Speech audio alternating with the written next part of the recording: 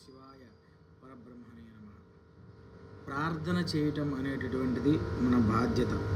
సంపదల కోసం, హోదాల కోసం, ఆడంబరాల కోసం, విలాసాల కోసం కాదు ప్రార్థన. ధార్మిక జీవన ప్రార్థనతో చేసే ప్రార్థన పరమాత్మను మన ముందుకు తీసుకొస్తుంది.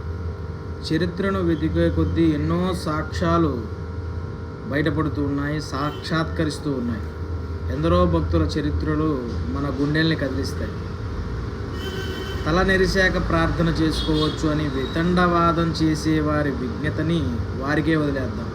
ప్రతి క్షణం చైతన్యవంతమైన జీవనం కోసం గాఢ రసభక్తితో ప్రార్థన చేద్దాం.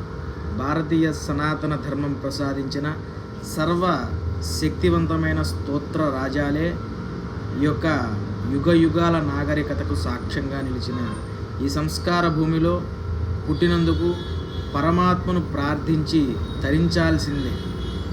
ఎన్నెన్నో సుఖ సౌభాగ్యాలు నెలకొని ఉన్న అనంత మహిమల మంత్ర సమూహాలు, అభీష్ట సిద్ధులనిచ్చి అద్భుత ఫలితాలను ప్రసాదించే అఖండ నిధులు ఈ యొక్క జీవన సౌందర్య వైభవాన్ని ఐశ్వర్యమయంగా ప్రకాశింపజేస్తాయి.